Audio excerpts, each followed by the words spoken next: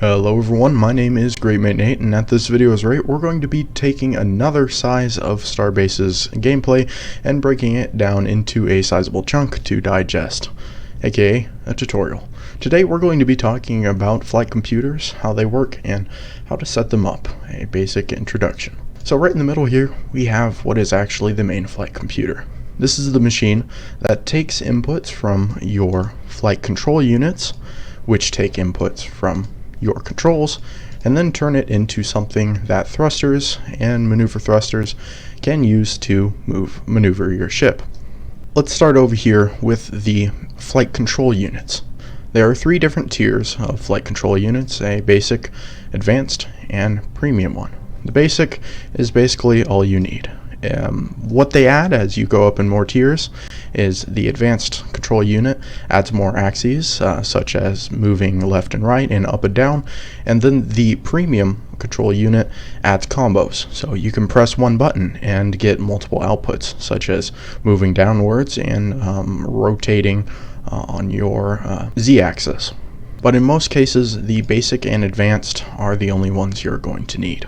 The flight control unit consists of multiple outputs, such as FCU forward, so flight control unit forward. Now what you do with these is, when you're setting up your ship, make sure that everything is connected up with cables. They have two sockets, one on either side here. What you do is you copy this message here, FCU forward, backwards, any of these, and you assign it to a lever. Now typically the forward and backward would be assigned to just a regular lever, and then the axes, the rotational axes, would actually be applied to a centering lever, so when you stop pushing that button you will no longer turn in that direction. But that's just the normal, and of course you can do whatever you want. So I've got that control seed right now, and we go over to our centering lever here. Now, ignoring what I just said, I'm going to apply the FCU forward to the centering lever state, the top value right here. So whenever this lever is applied, its output will switch to 100 here. You can see the max output would be 100. That means that the FCU forward would get an input of 100. What it would then do is go to the main flight computer here. These would also be connected up through the same wiring network. This actually is much larger and has 4 connection points. You would then wire up through, again, the same network, the main flight computer to one of your thrusters. This here is a box thruster, and typically will be your main force, not a maneuvering one. Now thrusters are connected through hardpoints, which I have not connected here. So you would plug that into the electrical socket of a hardpoint, which your thruster would be bolted to or connected to. And then whatever the main flight control units send to the computer, it will then send to the thrusters to maneuver your ship, like we just said. The top value in both the computer and the control unit need to be the same. Here you can see it's FCU MFC IO, and this one is IO1. So all we have to do is get rid of the 1, and these can now talk to each other freely.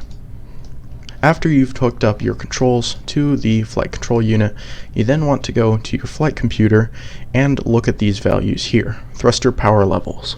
What you do is you actually take these, you copy them like so, and then you go to your thrusters. For box and triangle thrusters, you select the outermost layer, and you replace the thruster state value with what you just copied. Now of course these are not wired up, but when they would be, they would show a unique number from the main flight computer here that would be copied on this same value where the 0 is.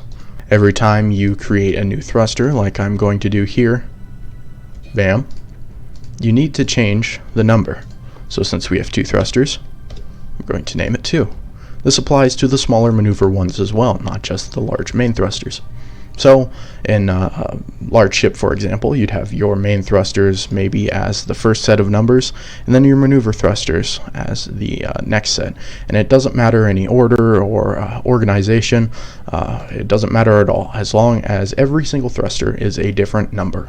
And that's about it as far as flight computers go. To summarize, you hook up your controls to the control unit, then you plug that into your flight computer, and then the flight computer connects it to the thrusters, which then allow your ship to maneuver.